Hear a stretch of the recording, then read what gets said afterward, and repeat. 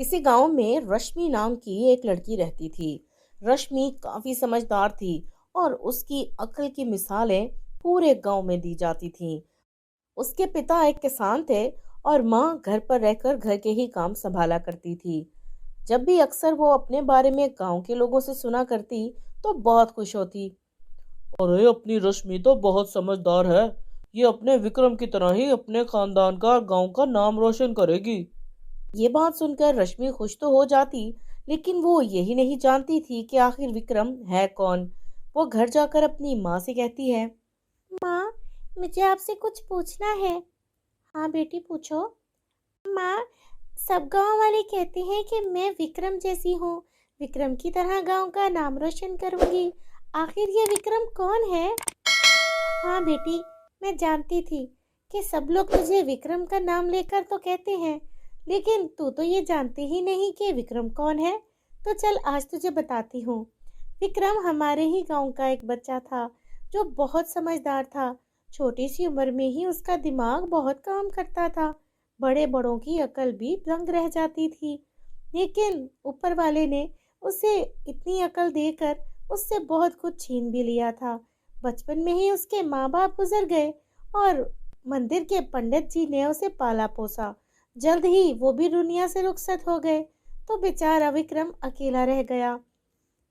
जब उसे मदद की जरूरत थी, तब इन्हीं गांव वालों ने, जो आज उसकी कितनी तारीफ करते हैं, तब उसकी कोई मदद नहीं करता था। वो बाहर जाना चाहता था, अपने गांव का नाम रोशन करना चाहता था। उसने अकेले ही बहुत मेहनत की और जर्मनी चला गया। चल बस, ये तो थी पुरानी बातें, अब इनको क्या याद करना। माँ की ये बातें सुनकर रश्मि ये फैसला कर लेती है कि वो भी बाहर के मुल्क जाएगी और अपने गांव के लिए कुछ अच्छा बड़ा करेगी। अपने गांव के लोगों की मदद करने के लिए कुछ बड़ा स्टेप लेगी। और उधर दूसरी तरफ जर्मनी में विक्रम अब ये सब कुछ भूल चुका था कि वो बाहर आया किस लिए था। अपने गांव, गांव के लोग, उनकी हिफाजत, सब कुछ भूल चुका था और बुरे लोगों के साथ मिल गया था। लोगों को बर्बाद करना, उनके खिलाफ उल्टे हथकंडे इस्तेमाल करना, ये सब अब विक्रम के काम में शामिल था। और आहिस्ता आहिस्ता करते बाहर के मुल्क के लोगों ने उसके अपने ही देश के लिए उसके दिल में जहर भर दिया था। करते करते विक्रम ने अपना दिमाग इस्तेमाल करके एक वायरस बना दिया था, जिसे इंसान के जिस्म में जाने के बाद वो सब ज़ोंबी बन जाते और एक दूसरे को काटने के लिए दौड़ते। और काटने से ये वायरस फैलता भी था। बहुत से मुल्कों में विक्रम ने ये वायरस फैला दिया था। फिर एक दिन बुरे काम करने वाला बड़ा अफसर विक्रम के पास आता है। विक्रम, तुम बहुत अच्छा काम कर रहे हो, लेकिन अब एक सबसे बड़ा काम तुम्हारे जिम्मे है। जी बॉस, बताइए। आपका हुक्म सर आंखों पर। अब तुम्हें ये वायरस जाकर अपने देश के लोगों में डालना है। ठीक है बॉस, मैं थोड़े ही दिनों में इंडिया के लिए निकल जाऊंगा। और फिर विक्रम इंडिया जाने की तैयारी करने लगता है। पहले वो एक वायरस अपने अंदर डाल देता है, उसके बाद उसकी एंटीबायोटिक भी ले लेता है, जिसकी वजह से वायरस उस पर असर भी नहीं करेगा और उसे एयरपोर्ट से निकलने में आसानी रहेगी, वो पकड़ा नहीं जा सकेगा। और कुछ ही दिनों में विक्रम एरोप्लेन से इंडिया के लिए निकल जाता है और अपने गांव पहुंच जाता है। अपने साथ पुराने रवैये और गांव वालों के मदद ना करने के लिए उनसे बदला लेने का इससे अच्छा मौका विक्रम को नहीं मिल सकता था। गांव पहुंचकर गांव वाले जब विक्रम को देखते हैं तो उनके तो होश ही उड़ जाते हैं। अरे विक्रम, तू तू तो पहचाना नहीं जा रहा बेटा। बहुत अच्छा लग रहा है। अरे चाचा, यहाँ ही खड़े रखोगे या आप कोई खिदमत भी करोगे मेरी? हाँ हाँ बेटा, आजा आजा। जैसे ही रश्मि को यह खबर पता चलती है तो वो दौड़ती हुई विक्रम को देखने के लिए जाती है, लेकिन विक्रम उसे कुछ खास नहीं लगता। और उसी रात विक्रम चुपके से एक घर में दाखिल होता है और एक सोए हुए आदमी के हाथ पर जाकर काट लेता है और वहां से चला जाता है।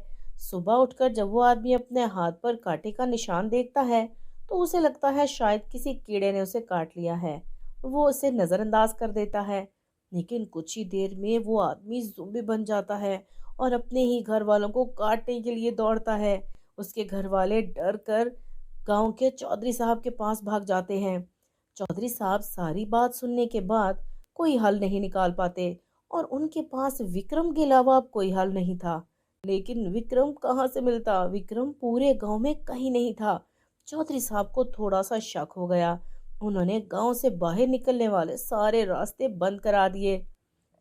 तभी रश्मि चौधरी साहब के पास आती है और उसने कहा, चौधरी साहब, इस वायरस के बारे में मैंने नेट पर पढ़ा था। ये कोई ज़ुम्बी वायरस है।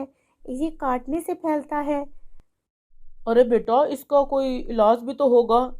नहीं चौधरी साहब, अभी तक तो कोई नहीं। बस हमें सब लोगों को अब घर के अंदर बंद रखना होगा। और हाँ, ये वायरस सबसे पहले जर्मनी में आया था और विक्रम भी तो जर्मनी से ही आया है ना। चौधरी साहब समझ गए थे कि रश्मि का इशारा किस तरफ है। उन्होंने पुलिस में रिपोर्ट करवा दी और अपनी कोशिशों को और तेज कर दिया। पूरे गांव में लॉकडाउन लगवा दिया। 2 दिन गुजर गए। विक्रम भूख के मारे बेहोश हो गया और पास के जंगल में ही पुलिस को मिल गया। पुलिस वाले विक्रम को लेकर गांव वालों के पास आ गए और रश्मि ने कहा, विक्रम भैया, आपने ही ये ज़ुम्बी वायरस फैलाया है ना?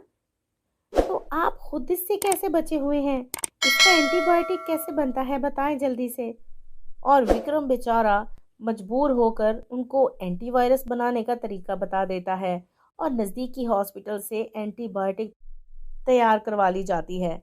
लेकिन गांव वाले इस बात पर हैरान थे कि आखिर रश्मि को ये बात कैसे पता चली कि विक्रम ने ही वो वायरस फैलाया है। अरे बेटा रश्मि, लेकिन तुझे कैसे पता चला कि ये काम विक्रम ने किया है? वो क्या है ना चाचा, जिस दिन विक्रम भैया आए थे ना, तो मैंने इनको देखा। मुझे और कुछ नहीं, सिर्फ इनकी स्माइल नजर आई थी, जिसमें उनका एक दांत लंबा था, जो कि सिर्फ जुम्बी का ही होता है। इसलिए दांतों के निशान भी वही थे जैसा कि विक्रम भैया के दांत थे। तो मुझे पता चल गया। इस तरह रश्मि की अक्लमंदी से उनके गांव की जान बच गई और सच में सही मुजरिम भी पकड़ा गया।